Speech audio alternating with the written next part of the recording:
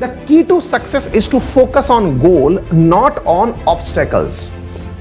पढ़ाई के समय पर या दुनिया में जब भी आपको ग्रोथ करने का मन करे कि मैं इस दुनिया में कुछ आगे बन के निकलूंगा, तो आप अपने लक्ष्य पर फोकस करें, साथ में फोकस करें अपने गोल्स पर। और सबसे बड़ी गोल्स पर फोकस करते समय एक बहुत बड़ी जो दिक्कत आती है वो भी मैं आपको बताऊंगा। और ऑब्स्टेकल्स को नजरअंदाज करें। इस बात को थोड़ा गंभीरता से समझना काफी महत्वपूर्ण बात है। Focus on goals not on obstacles. क्या मीनिंग है पता है आप लोगों को? सबसे बड़ी मुसीबत यह है, हमें यही नहीं पता गोल क्या होते हैं। हम लोग मानते हैं कि गोल हमारा एक अल्टीमेट होता है। अल्टीमेट मतलब जो एंड में हमने सेट कर रखा है वो गोल होता है। सबसे पहले तो मैं आपको छोटी सी भाषा में ये बता दूं कि गोल कभी भी अल्टीमेट गोल है, उसे प्राप्त करने का तरीका वो नहीं होता है जो आप फॉलो कर रहे हैं। बोले फिर आप बताइए तरीका क्या है? मैं बताता हूं। और जितने भी सक्सेसफुल लोग हैं उन्होंने इसी तरीके को फॉलो किया है, इसकी भी मैं आपको गारंटी देता हूं। जैसे आप में से बहुत सारे लोगों ने कभी ना कभी यात्राएं की होंगी। यात्रा के समय तो हम उन चीजों को फॉलो करते हैं, लेकिन जीवन यात्रा में भूल जाते हैं।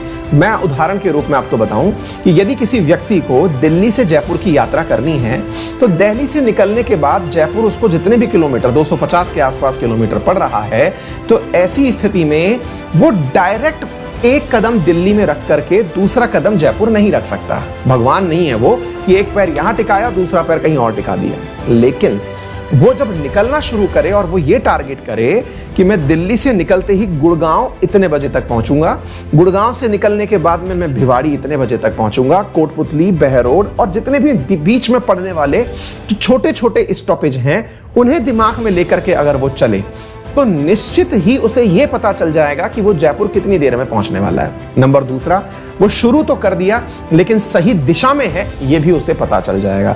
ऐसा थोड़ी है कि गाड़ी उठाए जहां सड़क दिख रही है उस पर निकल गए। पता चल रहा है दिल्ली से कई सड़कें निकल रही हैं, आप किसी भी सड़क पर निकल गए। अर्थात आपको अपने डेस्टिनेशन तक पहुंचने से पूर्व आपको अपने लिए रास्ते में कई छोटे गोल्स भी बनाने होंगे।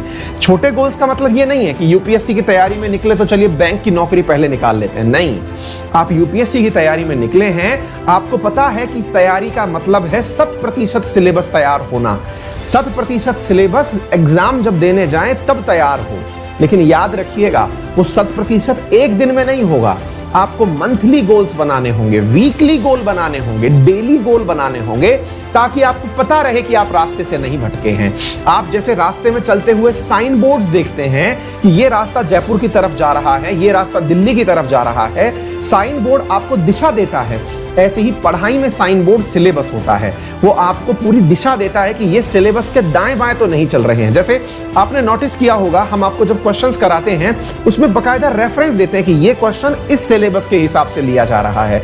मतलब आपको पूरे सवालों में बताया जाता है कि ये सिलेबस में लिखा हुआ है।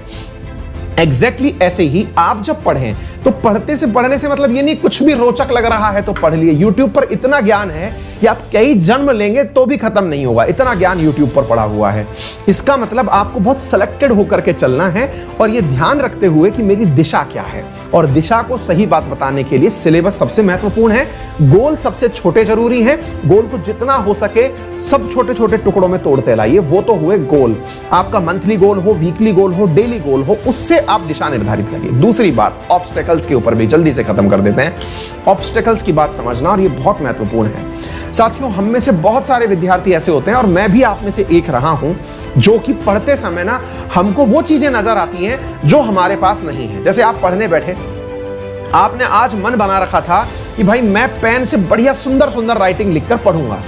पता चले आप पढ़ने बैठे, आपकी टेबल पर पेन ही नहीं है, वो वाला पेन गायब है जिससे आपको लिखने का मन था। अपना कई बार मन करता है ना, स्टूडेंट्स का क्या है, अपना ही तरह का मन होता है कि इस पेन से लिख के पढ़ना है, पेन ही गायब है साहब। अब पेन गायब है, आपका मूड एकदम खराब कि यार फुल मूड खराब हो गया।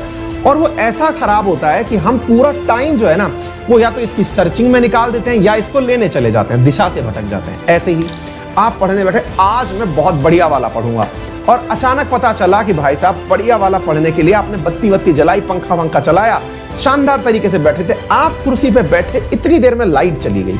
ओ माय गॉड, जैसे ही लाइट गई अचानक फीलिंग है, अरे यार ये भाई साहब किस्मत ही नहीं है कि मैं पढ़ूं।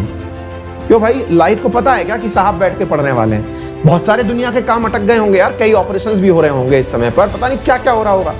आपकी पढ़ाई के लिए थोड़ी ना पूरी सृष्टि जो है वो आपके खिलाफ कार्य करने के लिए लगी हुई है।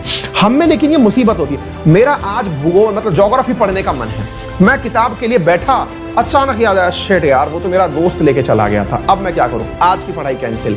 ये जो मनोस्थिति है इसे सुधारिए। विद्यार्थी को पढ़ना होना चाहिए और परिस्थितियों से एडजस्टमेंट उसकी सबसे जबरदस्त नेचर होनी चाहिए। कोई बात नहीं, पेन नहीं है ना, कोई बात नहीं, बिना पेन के पेंसिल से पढ़ लेते हैं, दूसरा पेन मिल गया उससे कल पढ़ लेंगे। मन को अकोमोडेट करिए, इतने रिजिड मत बन जाइए कि आपको पढ़ने में मुसीबतें आने लग जाएं। ये बहुत ही प्रैक्टिकल और बुनियादी बात बता रहा हूं। यदि आपके साथ भी ऐसा होता हो तो जरूर इस दूरी से बाहर निकलिए और पढ़ने पर फोकस करिए। चल